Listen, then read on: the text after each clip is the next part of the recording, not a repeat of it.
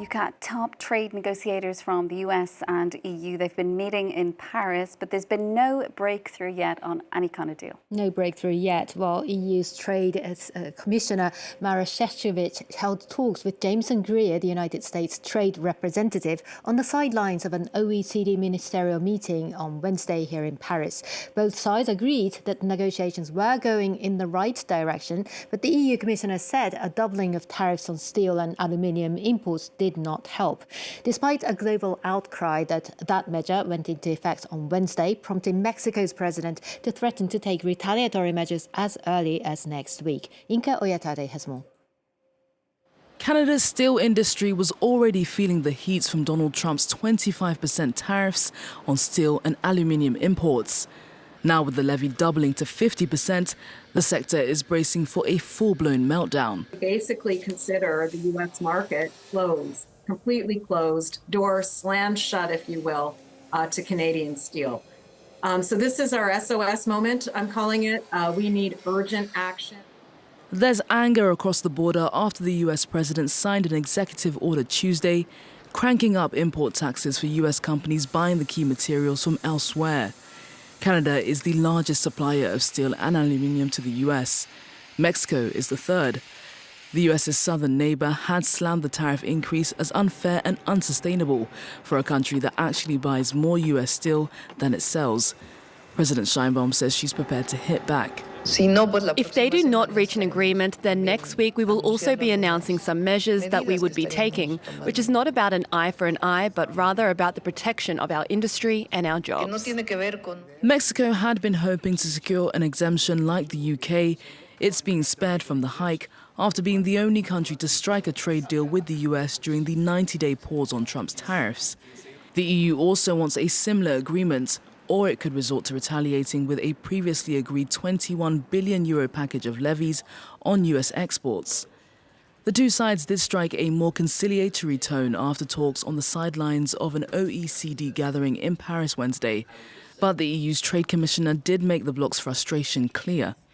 Of course, we discussed this with the US Trade Representative, Ambassador Jameson Greer, and I told him that we strongly regret this latest US decision, and I explained to him that it clearly doesn't help the ongoing negotiations, especially as we are making progress.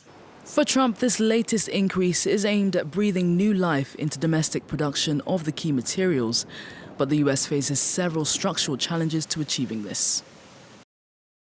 Meanwhile, Trump's sweeping tax cuts and spending bill, it's making its way through Congress, but it's under pressure again. Well, Sharon, Donald Trump calls it big, beautiful bill. Elon Musk caused the stir yesterday by slamming it as a disgusting abomination. It narrowly passed the House of Representatives last month, and the president is urging senators to adopt it too. On Wednesday, the bipartisan Congressional Budget Office released its analysis estimating that while it will cut taxes by $3.75 trillion and federal spending by $1.3 trillion, it would mean that over the next decade, it will also increase deficits by $2.4 trillion. The CBO says the package will leave 10.9 million more people without health insurance by 2034. Senate Minority Leader Chuck Schumer warned people will fall through the cracks.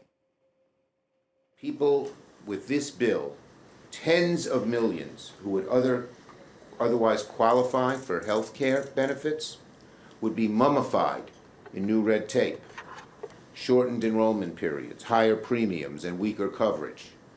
People will fall through the cracks and get phased out of coverage in the coming years. Death by 1,000 paper cuts. Coupled with continued uncertainty caused by Donald Trump's policies, new data showed private sector hiring hit its lowest level in more than 2 years, suggesting that the US economy was beginning to suffer. Stocks on Wall Street ended the day mixed, with the S&P 500 giving up earlier gains to finish flat, the Dow Jones dipping back into negative territory, and the Nasdaq advancing 0.3%. Meanwhile, Yuka, Bulgarians are set to start using the euro from next year. Yeah, that's because the European Commission has given the green light for Bulgaria to join the Eurozone on the 1st of January, with Bulgaria's Prime Minister calling it a remarkable day. Initially having just 11 members, the single currency zone has expanded to include 9 more, the latest being Croatia in 2023. Bulgaria will become the 21st member state. The EU says the Balkan country has met all the criteria needed for accession. Inflation has come under the European Central Bank's reference value, averaging at 2.7%.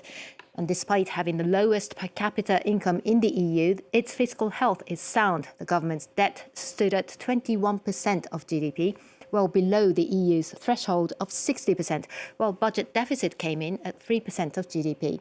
Now, Bulgaria has been trying to switch to the euro ever since it joined the EU in 2007. But after such a long wait, many people have grown more sceptical, fearing that the change may drive up prices.